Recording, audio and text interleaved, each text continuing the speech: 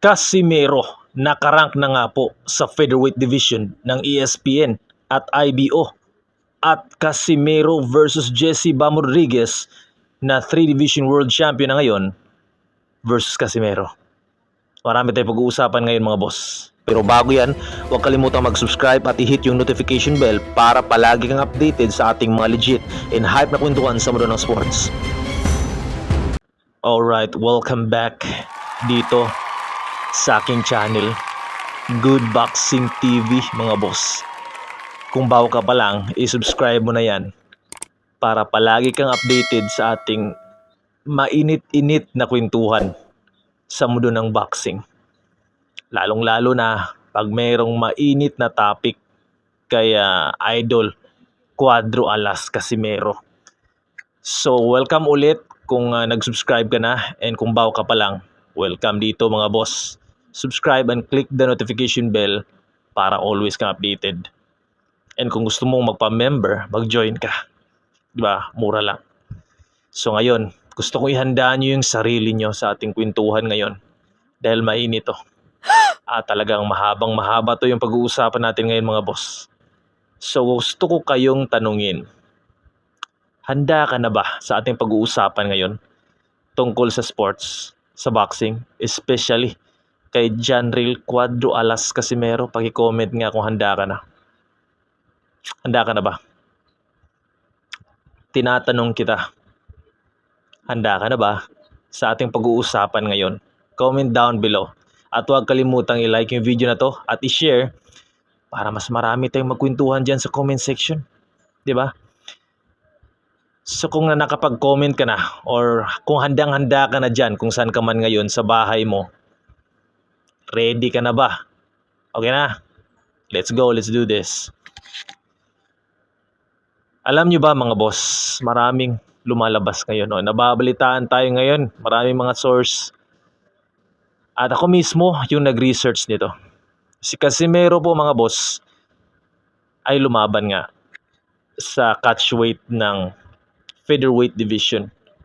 124 pounds yung pinaglabanan nila. At nag-overweight nga po yung kalaban niyang si Luis Pantera Neri na former 2 division world champion. Ngayon si Casimero, 3 division world champion. So sumobra, 127 pounds catchweight, di ba? Pero hindi yung issue na to yung iba na papaisip, nagsasabi na dahil nag-overweight daw si Neri, kaya natalo at wala daw sa condition. Sabi ko nga sa inyo mga boss sa nakarang video ko, kung nakapagsubaybay ka sa ating istorya dito sa ating kwentuhan, hindi nga po kasalanan ni Casimero kung nag-overweight yung kalaban niya, si Neri. Ang goal niya is mag-training, mag-cut ng weight, mag-diet, magpa-condition, mag-training ulit, everyday, magpapawis, mag-focus, magpalakas, mag-sparring. At talagang focus lang sa kanyang training sa boxing. Hindi niya problema kung anong condition ng kalaban niya na si Neri. Kung kaya ba niya itong abutin yung kanilang limit na weight class. Kung 100% ba yung condition ni Neri. Hindi na problema ni Casimero yan mga boss. Kung natalo man si Neri, kasalanan niya yun. Diba? Para kasi tayong nagsasabi sa ating sarili na kaya ako nagbumagsak kasi example, kaya bumagsak tayo sa exam. Kaya ako bumagsak dahil sa teacher ko dahil sa kaklase ko Parang ganun yung sinasabi natin diba, na wag nating isisi yung mali natin, yung failure natin, yung ating pagkatalo, pagbagsak dahil sa ibang tao or sa iba, di ba? Isisi natin yung ating sarili. Ang ating sisihin yung sarili ni Neri, yung sisihin niya dito mga boss. Pero hindi ko sinabing overthink ni Neri to. Pero sa mga nagsasabi na dahil hindi daw 100% condition, hindi na nga po kasalanan ni Casimero yun. Kasalanan yun ni Neri dahil hindi niya kinuha yung tamang timbang, o kung hindi man siya condition yan ng araw na yan, kasalanan niya talaga yan mga boss. So kung natalo man si Neri, dahil sa kanya. Si Casimero, ginawa niya lang yung trabaho niya, nanalo siya sa laban, pinabagsak niya na ilang beses. Salute mga boss. And salute din tayo kay Luis Pantera Neri dahil pagkatapos ng laban, siya mismo nga po yung lumapit kay Casimero. Siya yung nagsabi na malakas yung utol mo, amazing power, congrats, bago lumabas o umalis papuntang sa kanilang lugar sa Mexico. Umalis ng Japan. 'Di ba? Sinabi yan ni Casimiro mismo sa isang video mga boss. So, wala na tayong dapat sisihin pa. And yun nga, gusto nating isaludo si Casimiro sa mga focus na training niya and sa next fight niya dahil gusto na niya ng championship fight at hopefully ibigay nga po ng kanyang promoter na si Koki Kameda mga boss yung laban na gusto niya. 'Di ba? So, dahil nga po si Casimiro nanalo ng impresibo, napansin siya. Rewind natin mga boss, napansin siya ng prestigyosong Daring Magazine. Kahit catchweight yung laban nila mga boss, may pangalan si Casimiro, may pangalan din si Luis Panteraneri dahil mga champion yung dalawang yan, nakilala si Casimiro mga boss. Pinag-usapan, ipinost. Casimiro, congratulations. Who's next? Sino yung next na makakalaban dapat daw ni Casimiro? So pinag-usapan ng prestiyosong Daring Magazine nga po na para nga po yung equivalent ng sa Hollywood na Oscars Awards. 'Di ba? Para yung sa music industry, Grammy o American Music Awards. Parang ganun yan mga boss na pinagbibidahan o ibinibigay sa kanila yung dapat nilang papuri. Okay? Papuri na ginalingan nila sa laban, ginalingan nila mag-training, manalo sa laban, kaya deserve nilang bigyan ng parangal. Parang ganun mga boss. I-deserve nilang ibalita, i-post sa buong mundo para malaman ng ibang tao sa sports na magaling tong tao na to. Boksingerong to. Congratulations, deserve niyang ibida ngayong araw na to sa panalo niya. Ganun yan mga boss. Okay? Smooth ng ating tinig. Kasi gusto kong patagalin yung kwentuhan na ito mga boss. Kasi ramdam na ramdam ko yung araw-araw. May laway, pasensya na. Excuse me. Ramdam na ramdam ko mga boss yung kwentuhan na to kasi init na init to eh. Marami kasing nakapilang kalaban si Cuadro Alas Casimero ngayon mga boss na mga malalakas at magaling. At alam ko yung plano ni Cuadro Alas Casimero maging world champion ulit, maging 4-division world champion. Sa mga hindi nakakaalam, si Casimero is champion na yan sa 3 magkakaibang division mga boss. Flyweight hanggang super bantamweight mga boss. Hanggang bantamweight. Diba? Flyweight hanggang bantamweight si Casimero. Pero siyempre, maging champion sana yan sa super bantamweight kung nilabanan lang sana siya ng mga o ng isang malakas na halimaw. Pero wala tayong magagawa. Nasa halimaw ng Japan yung 4 na belt mga boss. Pero may chance si Casimero sana maging 4-division world champion sa super bantamweight mga boss kung lumaban lang talaga. Lumaban lang talaga yung halimaw at saka yung kung hindi pa naging unified o naging undisputed si Naoya Inoue, nagkaroon ng chance si Casimerong lumaban dun sa super bantamweight, nilabanan niya si Fulton, 'di ba? Or kahit si Tapales nung mahawak pa noon mga boss, may chance talagang si Casimerong maging 4-division world champion sana. Pero wala tayong magagawa, tapos na yon mga boss. Sabi nga ni Casimero, pag umalis daw si Naoya Inoue sa super bantamweight division, balak pa atang Casimerong bumalik sa super bantamweight, ay doon na sila maghaharap ni Picasso or kung sino man dyan, ni Nakatani, ni Akhmadaliev. Diba? Kasi para sa kanya daw ni Casimero, walang balak pa rin talaga si Naoya Inoue yung lumaban sa kanya eh. Kasi lalong-lalo daw ngayon sa pinakita niyang impresibong performance sa laban niya against Luis Panteraneri, mukhang malabo na talagang lumaban daw si Naoya Inoue. At speaking of Naoya Inoue mga boss, alam niyo ba, si Naoya Inoue, walang komento hanggang ngayon. Walang komento na nung nanalo si Casimero na impresibo kay 'di ba? Luis Panteraneri, wala siyang reaction, walang komento, hindi siya nag-post mga boss na okay, kahit okay man lang, 'di ba? Wala. And nabalitaan ko rin mga boss na pero nung laban ni Casimero at Uguni, nagtapos nga po sa draw or yung result na yon, ay nagkomento si Naoya Inoue na yun nga, sinabi daw niya ng kanyang kampo din na di daw siya nagalingan kay Casimero ng ganito, dahil nagtapos daw sa ganito yung laban ni Uguni. At si Uguni malakas din yun, former champion yun mga boss, tinalo nga si Marlon Tapales eh, di ba? So ngayon, nagkomento si Naoya Inoue dun, pero nung laban ni Casimero at Luis Panteraneri na impresibo yung pagkapanalo ni Casimero, knockout niya, 'Di ba? Ilang beses niya pinabagsak, walang komento hanggang ngayon si Naoya Inoue. So, comment down below ano masasabi niyo doon mga boss na dati nagkomento naman si Naoya Inoue. Pero ngayon wala siyang sinabi. Tikom yung bibig ni Naoya Inoue. 'Di ba? So nating malaman yan yung ano masasabi ni Naoya Inoue sa performance si Casimero na impresibo na mas mabilis pa niyang tinalo o tinapos si Luis Pantera Neri kaysa sa kanya. Umabot pa ng round number 7. Si Casimero round number 4. Ilang beses pa, 6 times pinabagsak mga boss. Pinahirapan at hindi pa siya nahirapan at bumagsak. 'Di ba? Si Naoya Inoue kasi bumagsak sa round number 1 sa laban nila ni Luis Pantera Neri. 'Di ba? So comment down below ano masasabi niyo diyan. Kung bago ka pa lang, pa-like and share nating video mga boss. 'Di ba? Mas marami tayong magkwentuhan diyan. So ito na nga, dahil si Casimero is umakyat na nga po ng 'di ba, nag-catch weight. Ngayon is si Casimero mga boss nakarank na sa ESPN, 'di ba? Nakarank siya sa rank number 7. So ibig sabihin hopefully nag-expand hindi lang dito ba sa IBO din nabalitaan ko rin, hindi ko pa tiningnan pero sa ESPN tiningnan ko na rank number 7 si Casimero mga boss. Sa IBO ay nakarank na din daw si Casimero. Hindi ko pa tiningnan pero 'di ba? At least nakarank na si Casimero mga boss sa featherweight. Ngayon, ang in-expect din ako talaga hinihintay ng karamihan talaga is yung apat na mahalaga na apat na sanctioning bodies yung irang si Casimero para makalaban na siya mga boss. Hopefully title eliminator soon and then championship, 'di ba? Maging world champion si Casimero sa featherweight.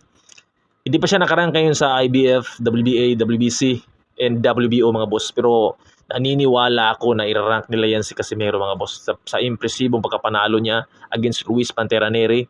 Then, 'di ba, hopefully i-rank na si Casimero para matapos na 'to mga boss.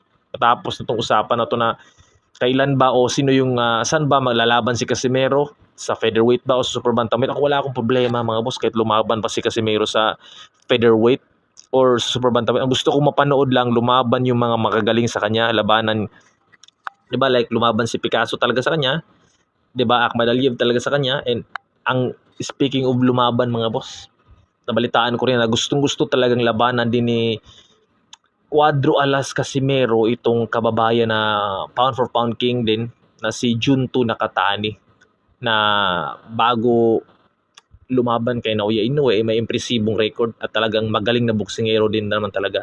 And yun nga sinabi nga ng isang 'di ba, nabalitaan din natin na isang vlogger at analyst mga boss na 'di ba, na reporter din. Sinabi niya na ang makakatalo daw ni Naoya Inoue kay Naoya Inoue ay isa daw Japanese din na si Junto Nakatani.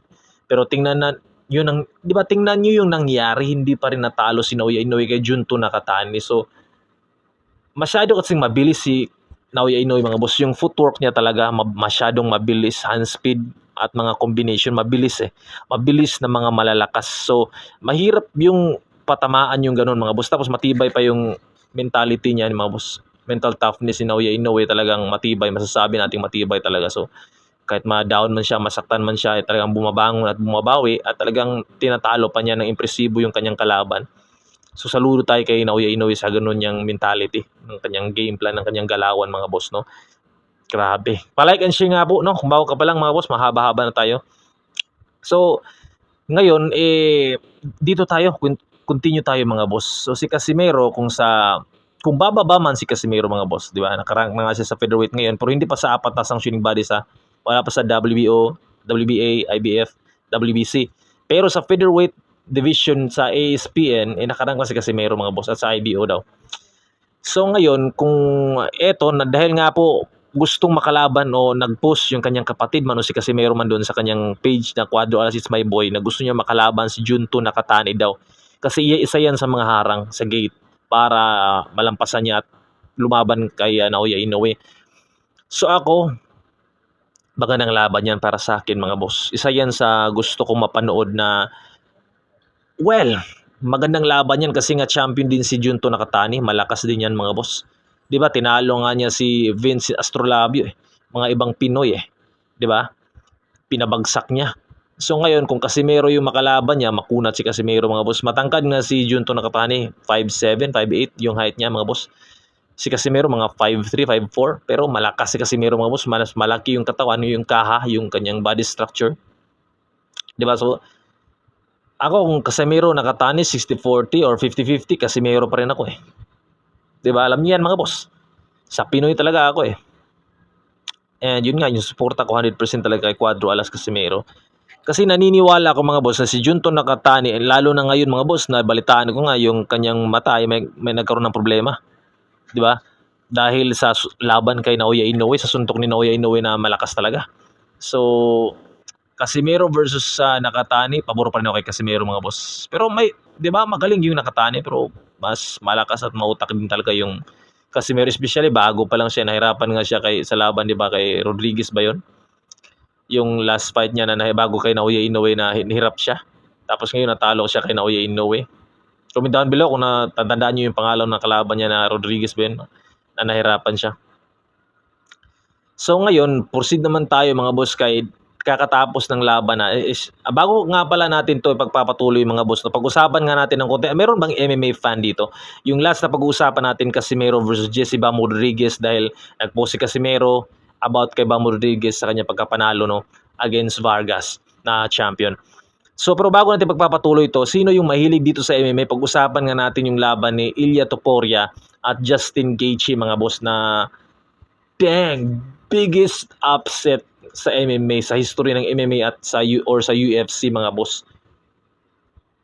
Oh man, at saka yung sikat na sana to eh.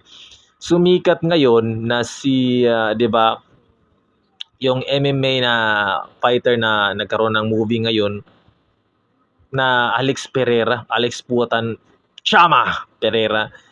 Sikat na ngayon eh, may 'di ba, maraming followers, subscribers, talagang may movie na siya ngayon eh, 'di ba, sa Hollywood. Ngayon tapos natalo siya ni Cyril Gane na former interim champion, heavyweight champion ng UFC. Usapan nga natin 'tong mga boss. Nangyari kasi itong lahat kahapon eh, sa White House, 'di ba? Freedom 250 ata 'yun, Freedom UFC 250, Freedom. Hindi makapaniwala yung mga MMA fans. Bago natin pagpatuloy yung Casimero, hindi makapaniwala yung MMA fans mga boss, dahil ito nga pong si Ilia Topuria is undefeated. Tinalo niya si Max Holloway, yung iba pang mga champion like basta marami mga boss, mga champion siyang tinalo, pinabagsak. Ngayon, in-expect niya sa kanilang laban na siya yung mananalo sa laban na to, kasi may boxing skills din tong Ilia Topuria, di ba? Malakas, matibay din yung katawan nito. Malakas yung mga sumuntok. Pero masasabi ko kulang sa footwork yung Ilia Topuria, di ba? So ngayon, ang nangyari sa laban na to, si underdog, 'di ba? Siya yung Yamado to, si Ilia Topuria sa odds sa laban nila mga boss. Underdog itong si Justin Gaethje. Si Justin Gaethje po ay tinalo din talaga ni Khabib. Pero si Khabib kasi mga boss, more on, 'di ba? Talagang i-choke kanya eh. Sinubmit ni Khabib yun eh. Natalo siya si Justin Gaethje ni Khabib Nurmagomedov sa round number 2 via submission. Talagang walang nagawa si Justin Gaethje sa tibay o talagang bilis na parang sawa. 'Di ba? Kung chinok eh. 'Di ba? Kung kakamali, choke. Talagang chinok eh. Chinok niya ni Khabib Nurmagomedov. So iba-ibang level talaga mga boss, no. So ngayon, sa laban nila mga boss, round number 1 eh, nagbato ng mga magagandang suntok itong si Ilia Topuria, and before the fight, sinabi nga ni Khabib Nurmagomedov, yung suntok daw ni Justin Gaethje parang truck na sobrang lakas kapag nakatama sa kanya. First time niya daw makaramdam ng ganung lakas na suntok. So kaya nga yung mga laban ni Justin Gaethje versus Paddy Pimblett, 'di ba? Paddy the Body Pimblett, undefeated din yun. Eh natalo nga po yung undefeated na matibay na yun, 'di ba? From, 'di ba? UK, UK. Malakas din yung Pimblett pero talagang durog yung mukha eh. So in-expect na ng karamihan na hindi matatalo to si Ilia Topuria kasi undefeated to. Maraming tinalo din tong mga legend na mga malalakas eh. At sinabi pa ni Ilia Topuria mga boss na siya daw yung tatalo kay Terence Bud Crawford at Shakur Stevenson kahit 2 beses ba daw magsabay. So undefeated eh. At saka champion, 2 division world champion nata yan si Ilia Topuria. Ngayon, sa round number 2 mga boss, natama, 1 pa lang dumugo na yung mata, durog na yung konti nasaktan na, gumagano na yung kanyang body language. So nasaktan talaga sa mga suntok ni Justin Gaethje round number 2 hanggang sa round number 3 mga boss. Sinabi ng referee na tigil na yung laban, pero di pa rin kahit yung mata wasak na talaga yung mukha ni, grabe na yung dugo ni Ilia Topuria mo. Pero nakatama naman si Ilia Topuria ng malakas na solid sa katawan mga boss, kung saan napatumba din talaga. Pero hindi pa rin niya natapos, hindi niya na-finish, hindi niya na-submit talaga. So si Justin Gaethje kasi matibay. So ngayon, pagdating na round number 4, bagsak, tamaan na ng mga solid na mga malalakas. So tinigil na mga boss, hindi na pinaproceed. So congratulations guys, Justin Gaethje, new UFC undisputed, 'di ba? Lightweight world champion. Matibay talaga siya. Matibay, sinabi niya may German blood ata siya sa kanyang ama at saka Mexican blood sa kanyang ina. So ngayon mga boss, ito ding Cyril Gane underdog versus Alex Pereira nga, Puwatan Pereira, na former light heavyweight world champion, 'di ba? Middleweight champion. So ngayon, I expect na karamihan kasi si Putan Pereira mga boss. UFC muna tayo ha, bago natin pagpatuloy yung Casimero. Itong Putan Pereira mga boss, in-expect na karamihan na kaya niya si Cyril Gane kasi nakapag-sparring na to ng mga heavyweight boxers at talagang matibay din talaga at saka champion. At sikat din mga boss, no, sa yun nga, may Hollywood movie na to na paparating soon, kung 'di ba? Panoorin niyo, nakalimutan ko lang yung title, basta Hollywood movie yun mga boss. Ngayon, ako nga hindi ko na-expect na matatalo siya eh. Pagdating ng laban nila mga boss, pero iba talaga, may skills talaga yung Cyril Gane mga boss. May in and out kasi yun eh. May in and out, side by side movement. Malaki siyang tao, 6'4". Pareho sila ni Alex Pereira, pero mas malaki yung kaha niya. Talagang heavyweight talaga yung katawan niya mga boss. Natural heavyweight talaga siya. So, may in and out, side by side movement, mautak para lumaban, bam bam bam bam. Tapos kahit na-submit siya, natalo siya, 'di ba? Via choke ata ni John Jones, na legend talaga, ibang level din talaga mga boss. Ibang klase nga tong Cyril Gane mga boss. Ibang klase, maybe nag-level up siya, talaga natuto siya sa pagkatalo niya kay John Jones. So ngayon, yung laban ni Alex Pereira, bago mag-ring yung bell sa round number 1 is nakatama ng solid straight ata yun, jab straight si Alex Pereira mga boss, na kung hindi pa siguro nag-ring yung bell, baka siguro matalo niya. Pero wala nag-ring yung bell round number 2. Sa round number 2, hindi na nagkumpiyansa si Cyril Gane mga boss. Ginamit talaga yung skills niya na bam, side by side, bam. Malakas din yung suntok ni Cyril Gane Striker din yun mga boss. Boom, yun nga, natamaan niya ng solid. 'Di ba? Si Alex Pereira na superstar. Ano kayong mangyayari sa career nito mga boss ni Alex Pereira? Kasi superstar na siya ngayon eh. May pangalan at tapos may Hollywood movie pa. Pero sabi niya magbabalik pa daw siya eh. Translate ng kanya translator. Magbabalik siya daw kagaya ng pagkatalo niya kay, 'di ba, before sa middleweight division mga boss, no. So kay Adesanya, 'di ba, the last style of Bender Adesanya. So magbabalik daw siya mga boss. Maybe babalik siya ng light heavyweight or or maybe gagawa sila ng rematch, makachamba siya ulit. So Cyril Gane, congratulations, new interim heavyweight world champion. Kasi yung champion talaga doon hindi pa bumabalik eh. So grabe yung mga nangyari mga boss. So congratulations sa mga champion, new champion ngayon mga boss sa UFC sa iba't ibang division, no. Salute sa inyo, and mahilig din tayo manood ng UFC. Wrestling, boxing, UFC, combat sports, kahit ano man yan. So eto na mga boss, Casimero versus Jesse Bam Rodriguez. Kasi si Casimero nag-post nga po sa after ng laban ni Jesse Bam Rodriguez kay Antonio Vargas. Sinabi ni Casimero na maliit daw, kulang pa daw to, hindi daw to mananalo kay Naoya Inoue. Yun yung isa sa mga post ni Casimero mga boss about kay Jesse Bam Rodriguez. So what if maglaban silang dalawa ni Casimero versus Bam Rodriguez mga boss? So 3 division world champion si Jesse Bam Rodriguez, si Casimero naman is, 'di ba, former 3 division world champion. So base sa kanilang record, undefeated si Jesse Bam Rodriguez, pero pinabagsak na din to mga boss before excuse me. So ngayon si Casimero, yes, bumagsak din si Casimero mga boss, pero bumangon ulit, 'di ba? And nakabawi din naman talaga. Undefeated naman si Jesse Bam Rodriguez, pero tingin ko mga boss, sa tibay ni Casimero at saka nasanay na sa mga malalakas na mga kalaban, mga mabibigat, ibibigay ko pa rin yung kalamangan kay Casimero dito mga boss. Kung maglaban man sila ni Jesse Bam Rodriguez, tingin ko hindi obra yung yes, pareho sila ni Casimero. Sabi ko nga, pareho sila ni Casimero na unpredictable. Si Bam Rodriguez unpredictable din at saka may explosive power na magugulat ka na lang talaga pag natamaan ka, boom, tumbagat. May side by side movement si Jesse Bam Rodriguez, unpredictable nga, talagang may ring IQ din talaga mga boss, may skills talaga yung Jesse Bam Rodriguez, pero hindi pa siya nakalaban ng ganong style ni Casimero eh. Yung ganong estilo ni Casimero na marami na siyang tinalong mga malulupit din talaga, mga matitibay. Kung makikipag-toe-to-toe siya or skills by Casimero against Casimero, I don't 50-50 fight. Pero kung sa maglaban sila sa super bantamweight bago labanan ni Bam Rodriguez and Naoya Inoue, Casimero pa rin 50 nga percent Casimero pa rin talaga ako eh. Kasi pwede pa rin yung kunin ni Casimero yung side by side movement niya, sabayan niya yun eh.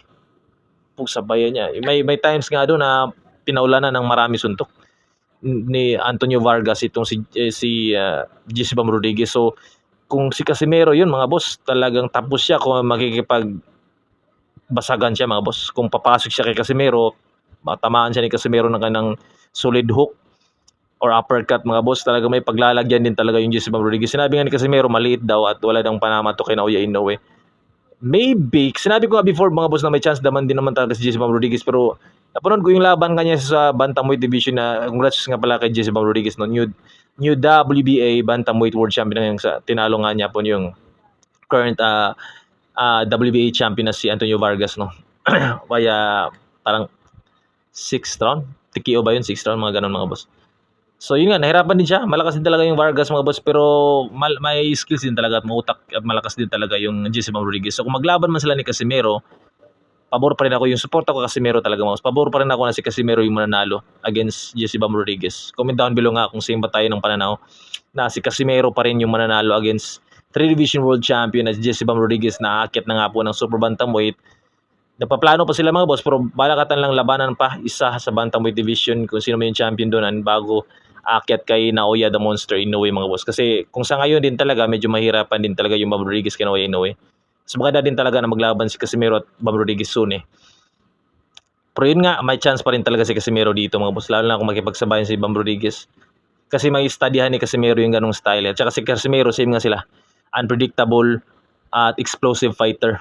Bigla-bigla ka lang talagang pag natamaan ka, pwede kang bumagsak diretso, lalo na kung makipagsabayan ka. So magandang laban yan. Magandang laban talaga yan mga boss. Bukod sa Nakatani versus Casimero, Inoue versus Casimero, Bam Rodriguez versus Casimero, kaabang-abang yan mga boss. Pasabog yan, bagsakan yan.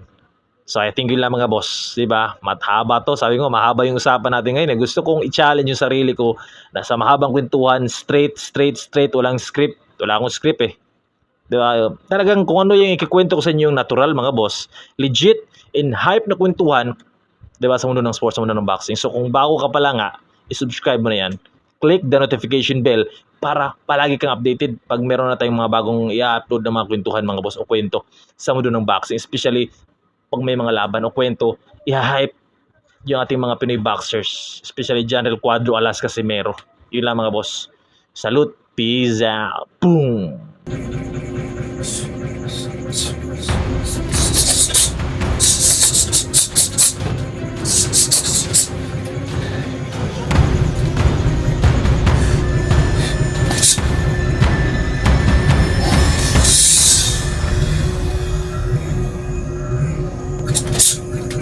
Diba?